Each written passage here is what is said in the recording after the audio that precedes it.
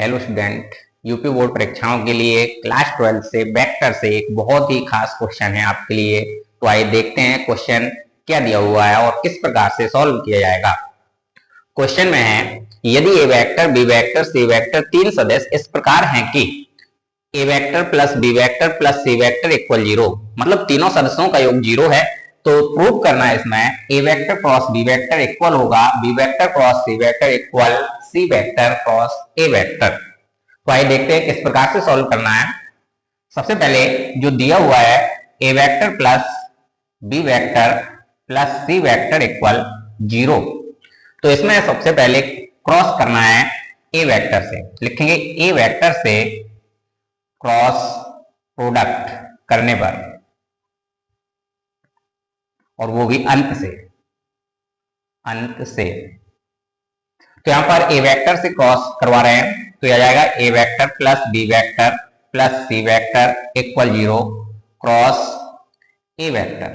ए vector से cross करना है तो ये आएगा A vector cross A vector plus यहां पर आ जाएगा B vector cross A vector, क्योंकि अंत से कर रहे हैं तो पीछे ए आएगा।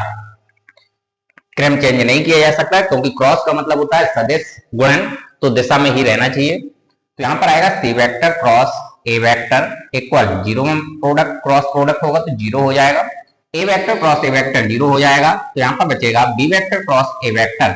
इसके लिए दिशा चेंज कर लीजिए, तो इसको लिखेंगे A vector cross B vector minus में, इसको उस साइड कर लीजिए तो ये हो जाएगा minus C vector cross A vector, minus से मल्टीप्लाई कर दीजिए तो यहां पर आएगा A vector cross B vector equal C vector cross A vector. Equation first. अब इसी इक्वेशन में ए वेक्टर से क्रॉस प्रोडक्ट करवाया, अब बी वेक्टर से लिखेंगे यहां पर पुनः A vector plus B vector plus C vector equal 0।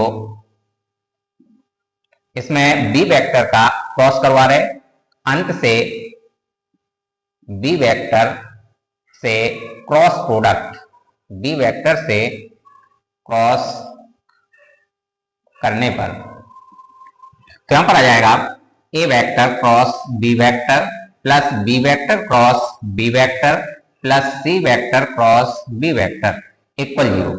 तो यहां पर देखिए B vector cross B vector, जैसा कि यहां पर A vector cross A vector की वैल्यू 0 रखी थी, सेम उसी प्रकार से यहां पर भी सेम सदस्य हो जाते हैं, तो यहां पर क्रॉस प्रोडक्ट 0 हो जाएगा। तो यहां पर लिखेंगे B vector cross B vector equal 0, तो ये 0 हो जाएगा। तो यहां पर आएगा A vector cross B vector equal, इसको साइड चेंज कीजिए तो C vector cross B vector, A vector cross B vector, इसमें दिशा चेंज कर लीजिए तो B vector cross C vector, minus आएगा माइनस माइनस प्लस हो जाएगा। इक्वेशन सेकंड और फर्स्ट दोनों सॉल्व कर लीजिए, फर्स्ट और सेकंड इक्वेशन से। तो देखिए A vector cross B vector cross C vector के इक्वल है, और ए vector cross B vector C vector cross A vector के इक्वल है।